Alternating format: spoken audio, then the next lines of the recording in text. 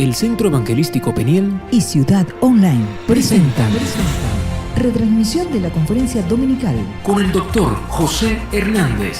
Bienvenidos.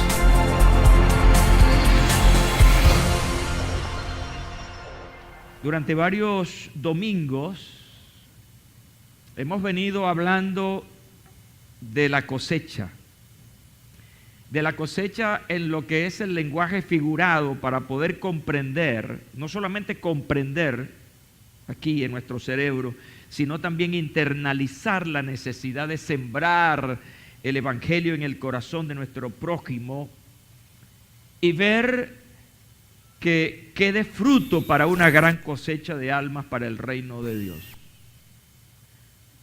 Y esto que se ha convertido en una serie, no intencionalmente, no casualmente, más bien algo que el Señor nos ha propuesto. Y hemos entendido algunas cosas muy importantes. Hemos entendido durante este tiempo que cosecha está relacionada con proceso. Y así es en el mundo natural, pero también en el mundo espiritual la cosecha es un proceso.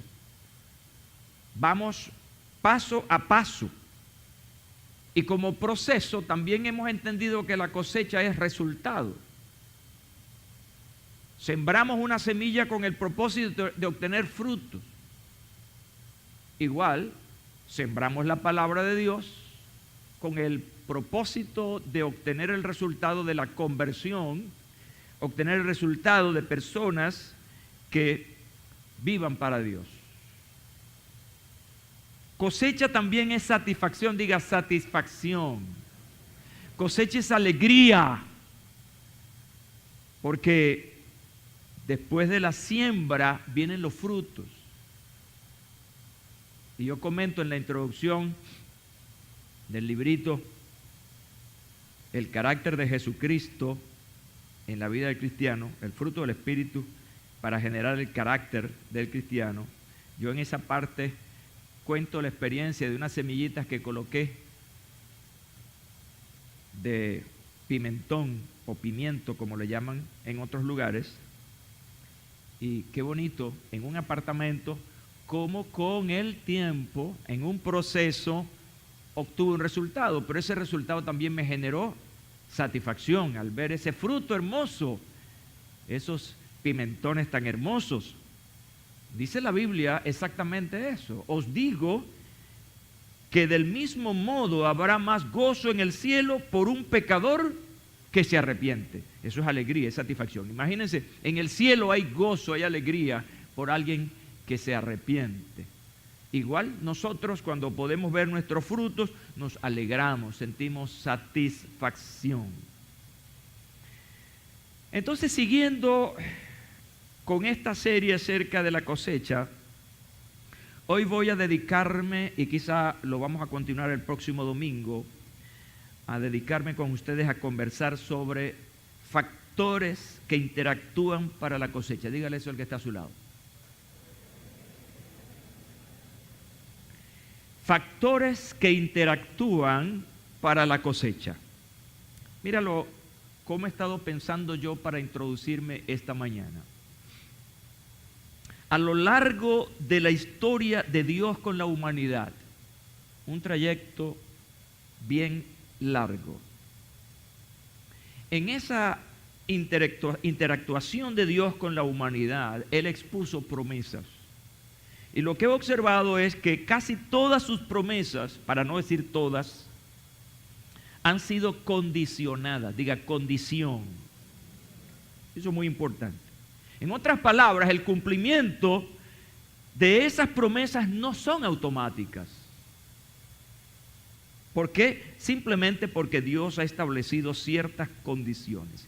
Dios siempre ha puesto como condición de que el ser humano participe. Participación.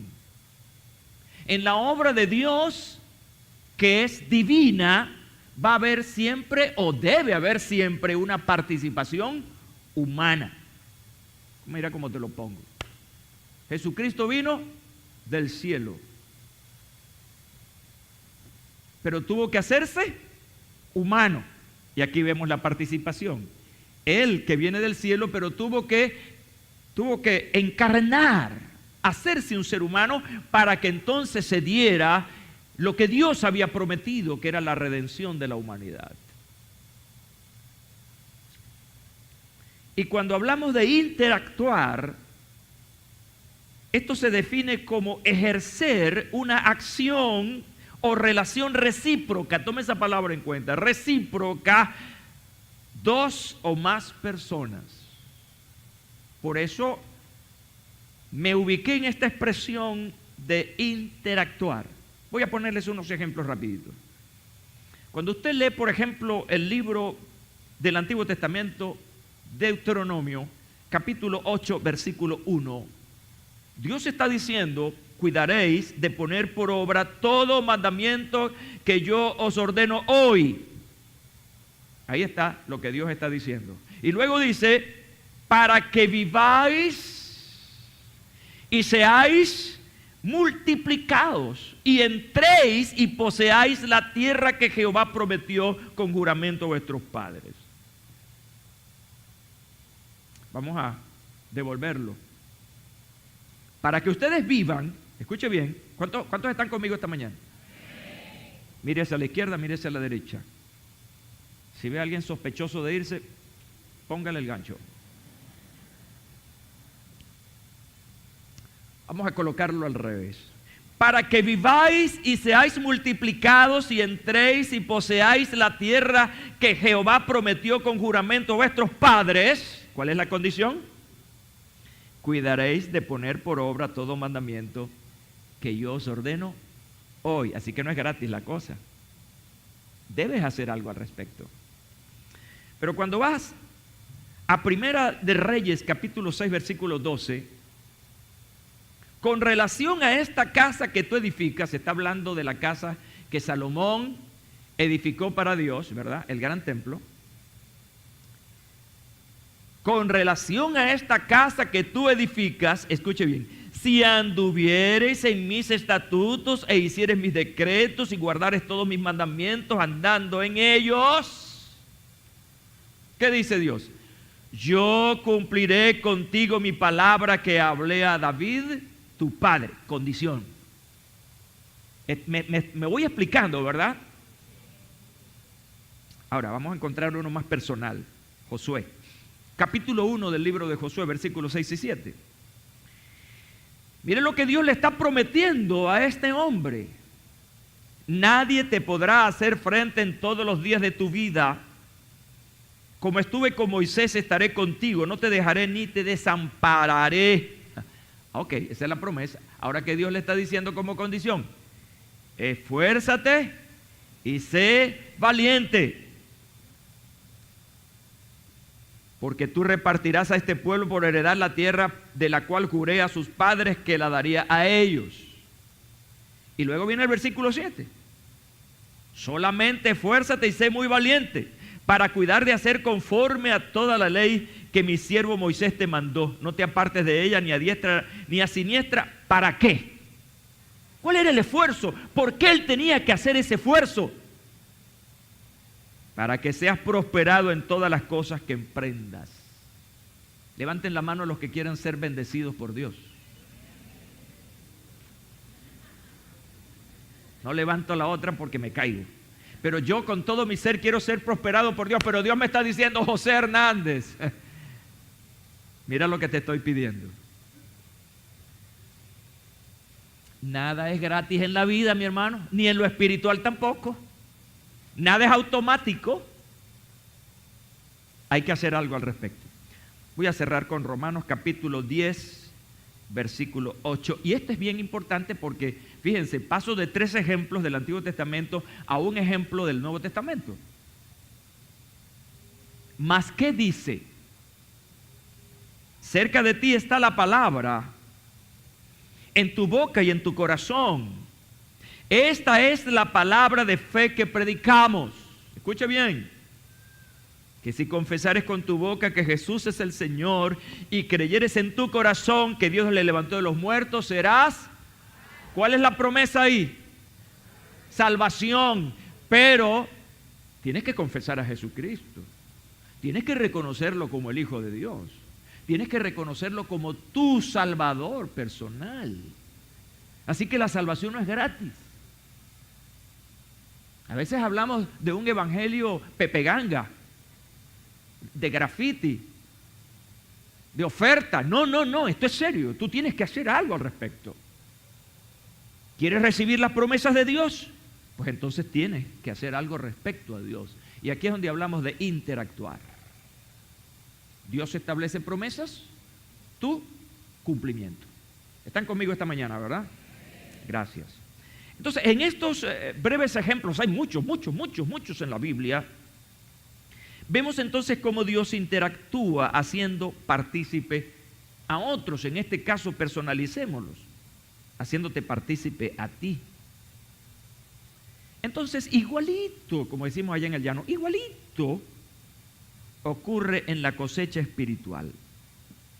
Hoy he venido dispuesto a mostrarte algunos factores que interactúan y hacen posible lo que yo he llamado una gigantesca y continua cosecha. Diga conmigo, gigantesca y continua cosecha. Esa es la voluntad de Dios.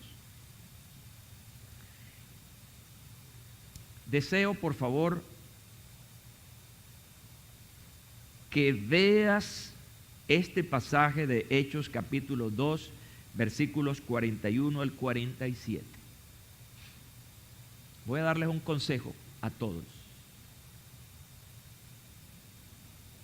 Esas 4 pantallas, 2 aquí y 2 allá, son simplemente un apoyo. No es todo. Así que usted debe tener sus notas allí.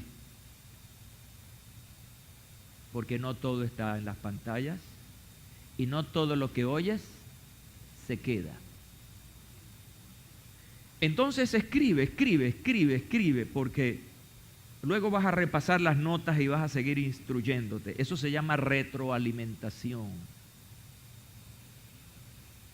Así que los que recibieron su palabra fueron bautizados. Y fueron añadidas en aquel día, ¿como cuántas? ¿Como cuántas? Como 3,000 personas. Y perseveraban en la doctrina de los apóstoles, en la comunión, en el partimiento del pan y en qué más? Y en las oraciones. Entonces caía temor sobre toda persona, pues se hacían muchos milagros y señales por medio de los apóstoles. Y todos los que creían se reunían y tenían todas las cosas en común. Vendían sus posesiones y bienes y los repartían a todos, a cada uno según su necesidad. Y ellos perseveraban en el templo día tras día y partiendo el pan en la casa, casa por casa, participaban de la comida con alegría y con sencillez de corazón. Versículo 47, alabando a Dios y teniendo el favor de todo el pueblo, y dice la parte final, y el Señor añadía, ¿cuántas veces? Por eso hablo de continuidad, diariamente a su número los que habían de ser salvos. Pero pasemos ahora al capítulo 6, versículo 1. En aquellos días, como crecía el número de los discípulos. Vaya tomando en cuenta esos detallitos, por favor. Ahora pasemos al 6:7. Y la palabra de Dios crecía y el número de los discípulos se multiplicaba en gran manera. Me encanta eso. El número de los discípulos se multiplicaba en gran manera en Jerusalén. Miren, el impacto era tan poderoso, dice, inclusive un gran número de sacerdotes obedecían a la fe. Qué interesante. Esto se pone más bueno todavía. Si hago un compendio, escuchen bien, si hago un compendio de las palabras clave de estos diferentes pasajes, me encuentro con lo que yo he llamado, e insisto, con una cosecha gigantesca y continua. Haga conmigo el lenguaje gestual, pues. Entonces, una cosecha, cuidado, golpea al que está a su lado. Mosca, vamos otra vez. Una cosecha gigante, pero también continua. ¿Cuántos creen que eso es posible hoy? Dígalo más fuerte. Amén. Entonces, observe por favor, mire, 2:41. Fueron añadidas aquel día como 3,000 personas. El Señor añadía diariamente a su número los que habían de ser salvos. No sé si ya tengo las imágenes. Ahí vamos. Ok, fíjense. Vamos a empezar. Fueron añadidas aquel día como 3,000 personas, número 1. Número 2, el Señor añadía diariamente a su número los que habían de ser salvos. Número 3, crecía el número de los discípulos. Número 4 ahora, y el número de los discípulos se multiplicaba en gran manera. Yo lo que he hecho ahí es hacer un compendio, pero esos versículos realmente están regados. Y esto es bien importante, sépalo que en la interpretación bíblica, ¿qué es lo que se busca? ¿Qué es lo que se cree con esto?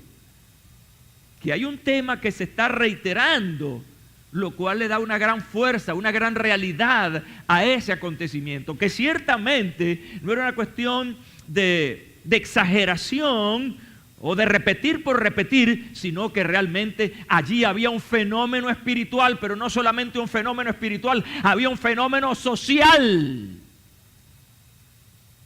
Algo está creciendo en la ciudad y eso llama la atención. Bendito sea el nombre del Señor. Hay una ley de masas de cantidad, que dice gente llama gente. Usted no ha pasado por una autopista y ve una cola ahí. ¿Y qué es lo que pasa? Bueno, un poco de gente viendo algo. Entonces el que se paró, el otro también. ¿Y qué es lo que? Si usted, mire, haga esta prueba. Vaya al centro y entonces comience, oye, y póngase la mano aquí y comience a ver así. Estoy seguro que el que va pasando también va a comenzar a ver. Es una ley.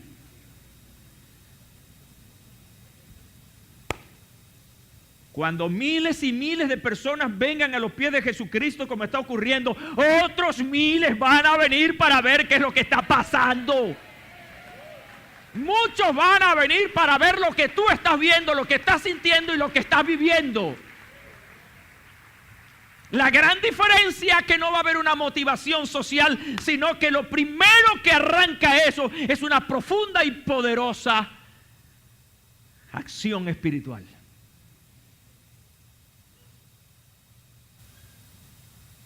Ahora, en este extraordinario resultado,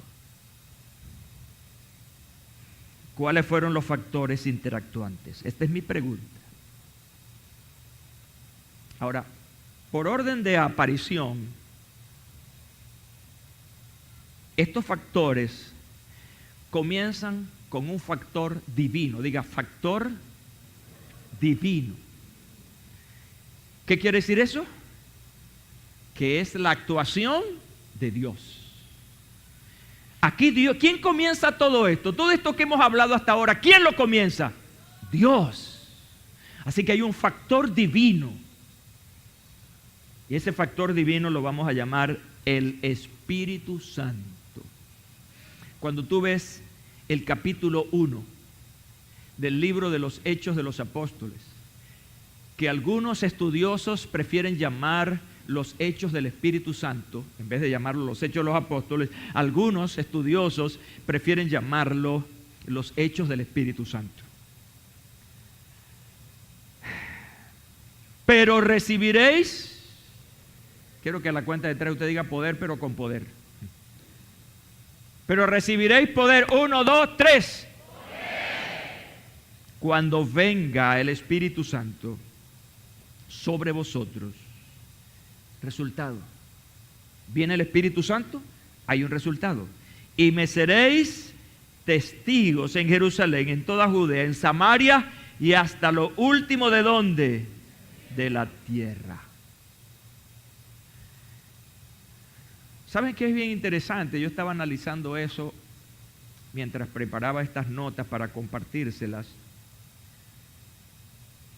Hay dos palabras que se parecen, pero no es lo mismo, aunque lo mismo es una enfermedad del lomo,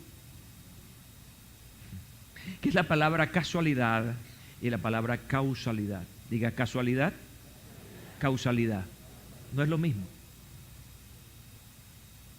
La casualidad es un hecho inesperado, fortuito, mientras que la causalidad se debe a una causa, a una razón, a un para qué. Cualquiera diría, qué casualidad que el Espíritu Santo vino el día de Pentecostés. ¿Es una casualidad?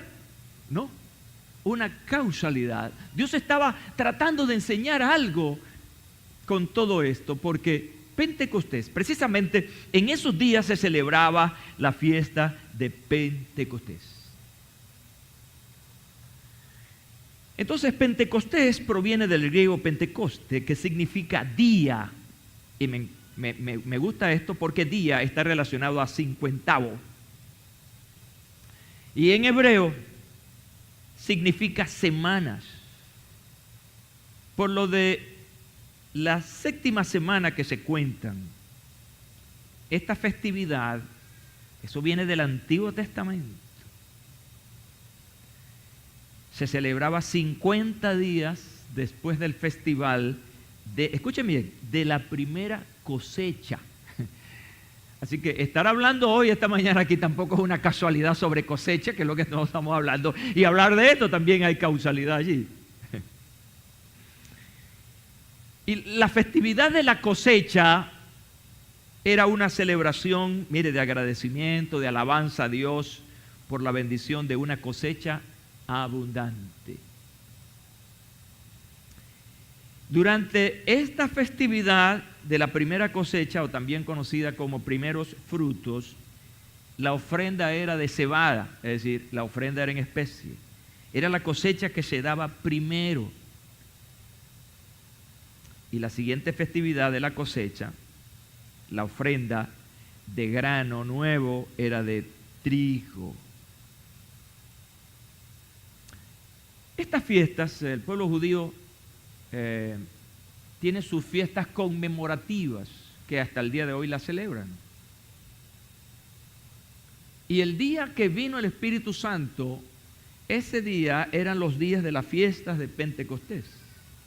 En medio de esa fiesta vino el Espíritu Santo. Tanto que Lucas en su narración en Hechos dice que había cualquier cantidad de personas en Jerusalén. ¿Por qué? Porque habían venido a Jerusalén a celebrar la fiesta de las cosechas o de Pentecostés.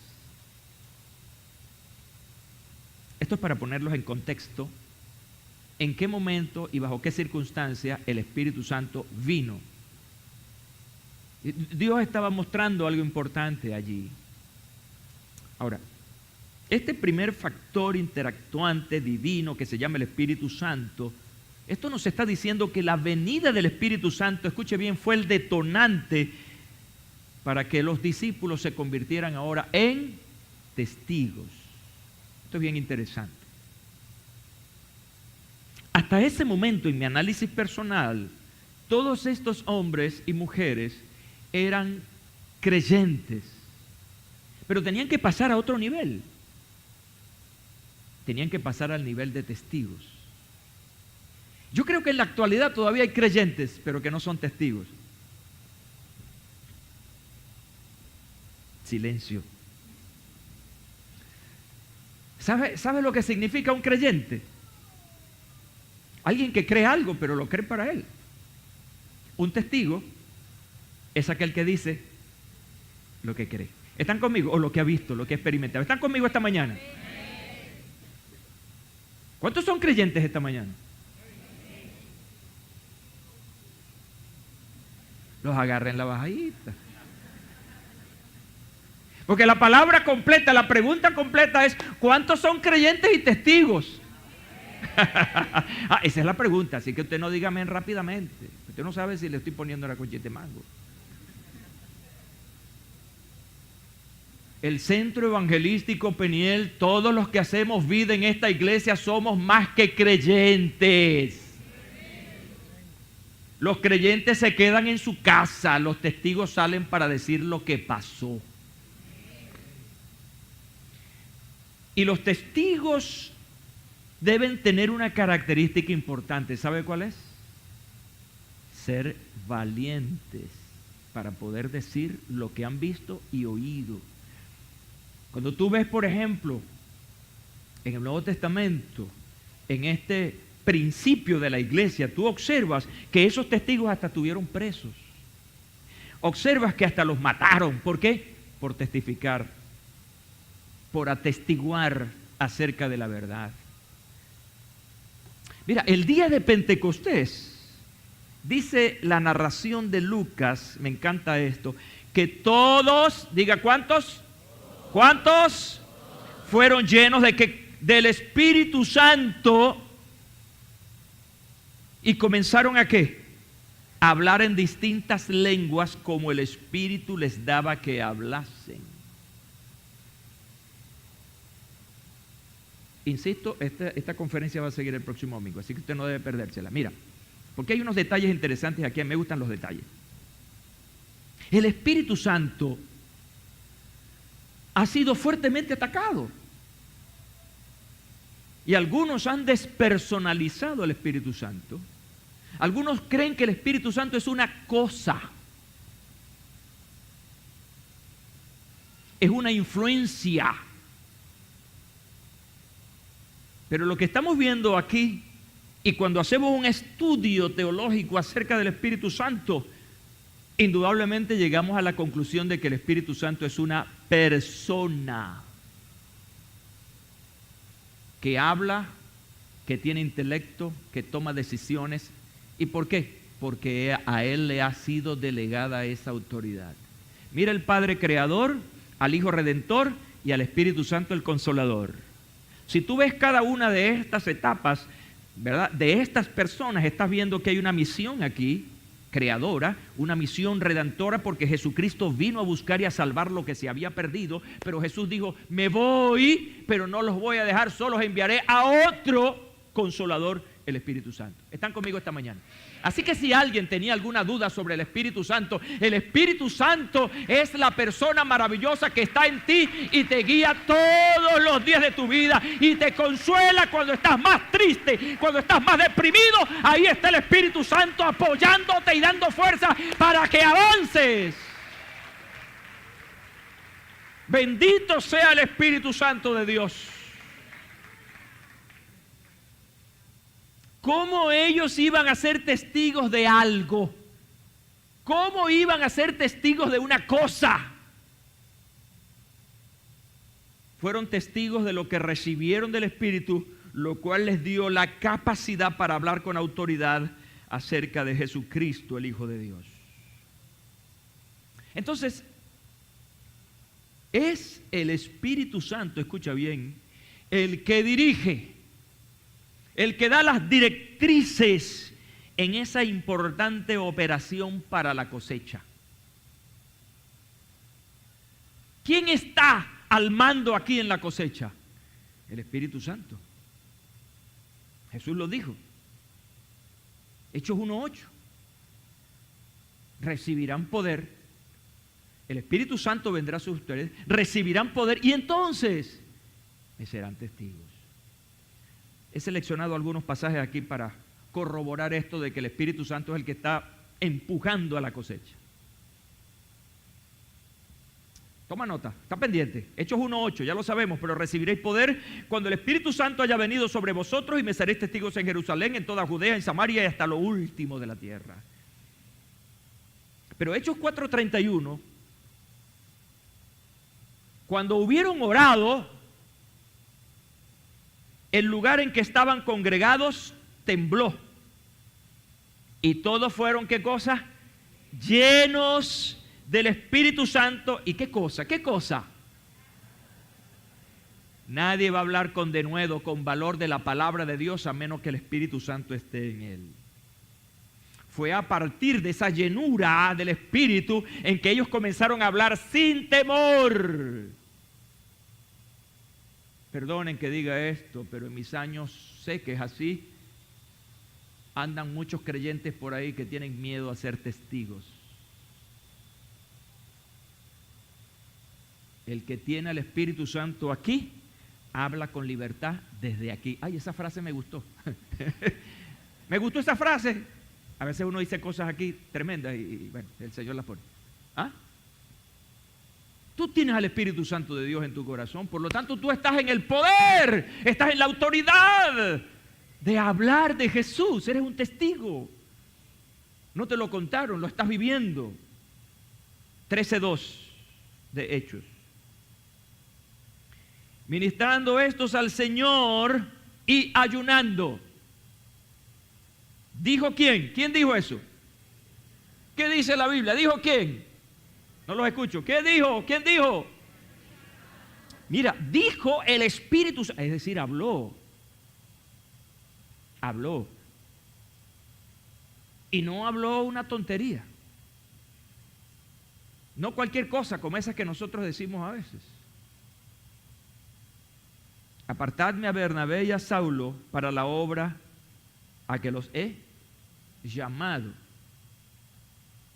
Hay que mover páginas, leer y leer y leer y mover páginas para saber, para responder a la pregunta ¿a qué obra les llamó? ¿Están conmigo? Ah, sencillo. Cuando tú comienzas a echar páginas y a leer allí en el libro de los Hechos y pasa a las epístolas, a las cartas paulinas, te das cuenta entonces, vas a abrir la bocota así, con razón.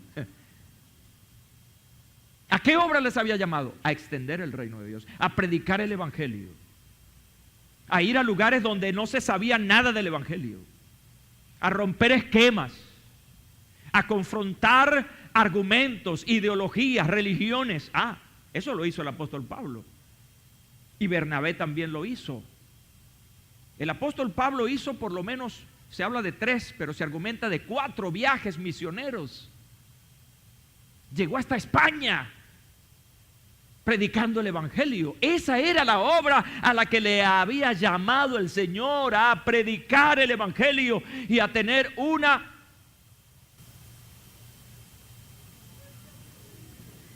Yo voy a hacer el lenguaje, usted lo va a hacer.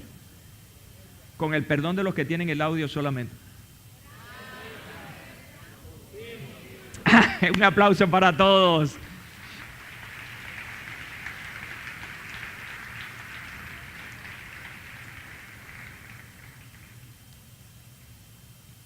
Para mí, en lo personal, y sé que para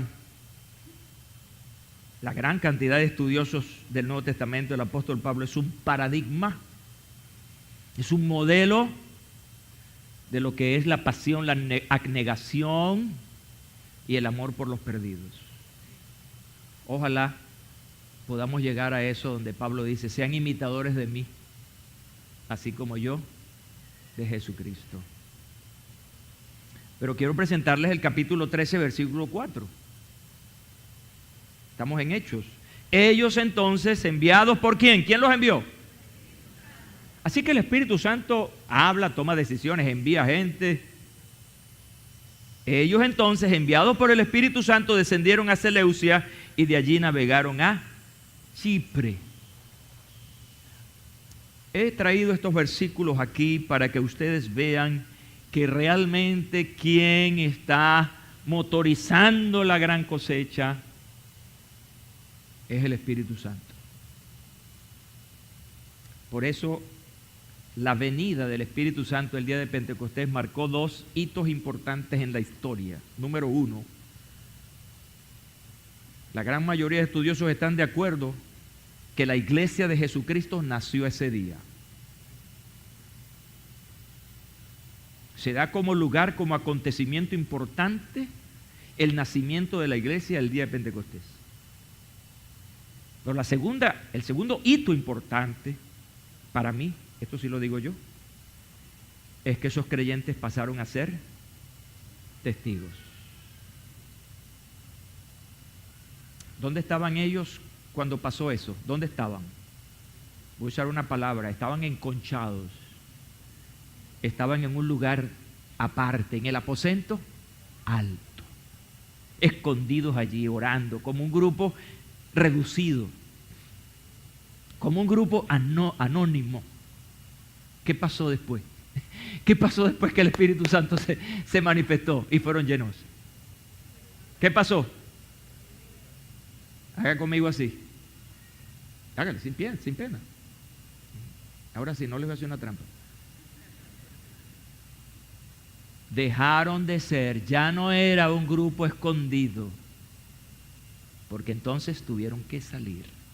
Ese día salieron del aposento alto y se convirtieron en una iglesia, en alguien público, en alguien que comenzó a testificar. Y ese día, como 3,000 personas le abrieron el corazón al Evangelio, a Jesucristo. Entonces, mis hermanos y amigos aquí, vamos otra vez, a mí me gusta esto,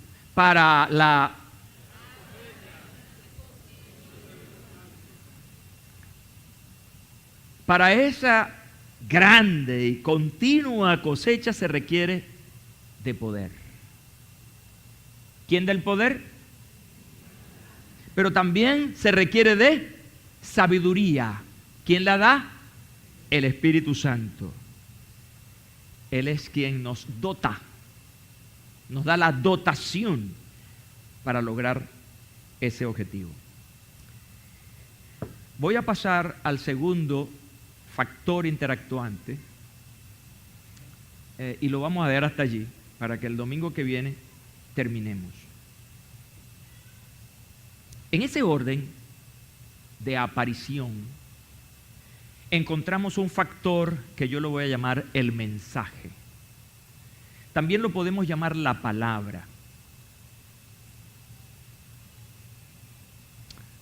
Hablar del mensaje es hablar de una cosa que se llama comunicación. Y en la comunicación juegan un papel importante varios elementos. El emisor, quien es el que envía el mensaje, y el destinatario, quien es el que recibe el mensaje. Pero entre el emisor y el destinatario, ¿verdad?, hay un espacio. ¿Qué es lo que debe unir realmente a estos dos extremos? ¿Qué es lo que los une para que haya realmente una comunicación? Lo que los une se llama el mensaje. De manera que para que haya un mensaje, para que exista comunicación, escuchen bien, tienen que darse estos dos elementos: el que da el mensaje y el que lo recibe. Por cierto, Pablo decía, ¿y cómo oirán si no hay quien les? O sea, el otro extremo está ya así, esperando, pero de este lado, silencio total, se fue la señal. Un mensaje realmente es una noticia.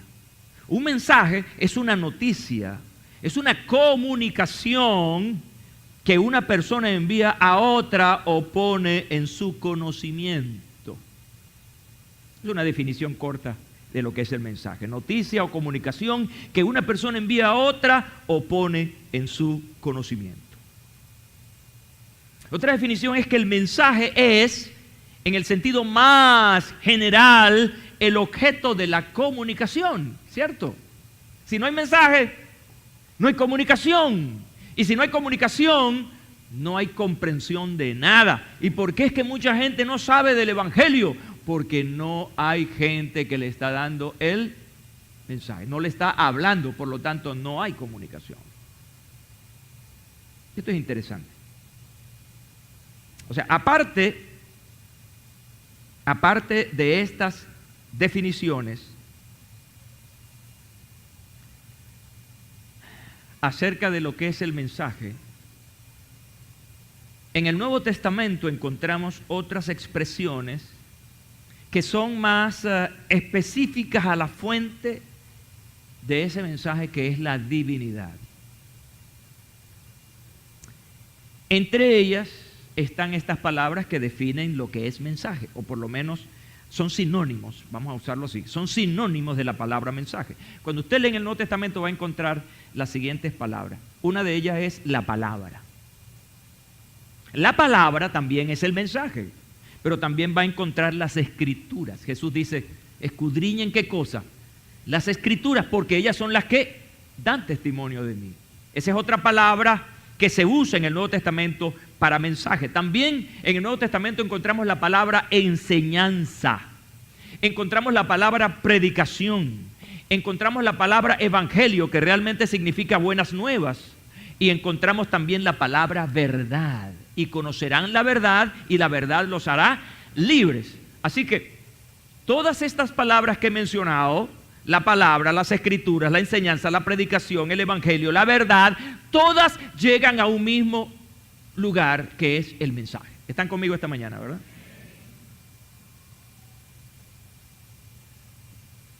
En la cosecha literal, cuando hablo de la cosecha literal, me refiero a ese orden natural: preparar la tierra, meter la semilla, esperar el proceso, la germinación, todas esas cosas, el fruto y recoger el fruto. A eso me refiero cuando hablo de la cosecha literal. Es importantísimo, es vital que el agricultor o el que siembra debe cuidar de hacer correctamente según las instrucciones en ese proceso de la cosecha. La siembra, los cuidados, la cosecha. Ese es un proceso. 3 cosas importantes: la siembra, los cuidados y la cosecha. Ese agricultor, para obtener un resultado bueno, debe seguir las instrucciones, bien técnicas o por la experiencia, etcétera, pero debe seguirlas. Igualito, hermanos, ocurre con la cosecha espiritual. Mira, dice que los nuevos creyentes, según lo que leímos allá en Hechos, dice, y perseveraban en la ¿qué? En la doctrina, o en el mensaje, o en la verdad, o en la palabra de los apóstoles, en la comunión, en el partimiento del pan y en las oraciones. ¿Cuándo? Vamos a tener siempre una buena cosecha cuando ¿qué? Cuando se siguen las instrucciones. Pero para seguir las instrucciones, alguien tiene que darlas. Alguien tiene que enseñar esas instrucciones. Y aquí dice que perseveraban en la doctrina de los apóstoles. Quiere decir que los apóstoles estaban empeñados, estaban ganados ¿a qué? A seguir las instrucciones para asegurar que esos nuevos creyentes se convirtieran en creyentes y testigos robustos, fuertes, capaces y valientes para seguir el mensaje de Dios. Vamos a dejarlo hasta aquí. El próximo domingo, a las 9:30 de la mañana, por esta misma estación, en este mismo lugar, vamos a seguir con esta conferencia. Pónganse de pie, por favor. ¿Cómo se llama la conferencia de hoy?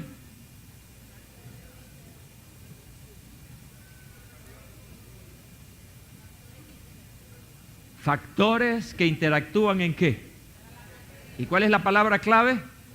Cosecha. El próximo domingo yo quiero ver aquí que cada uno de ustedes me traiga una persona. Toca al que está a tu lado y dile, es tu compromiso. Me vas a traer una persona, una solita, una, te estoy pidiendo una, no la mitad de una, pero no se puede, pero una.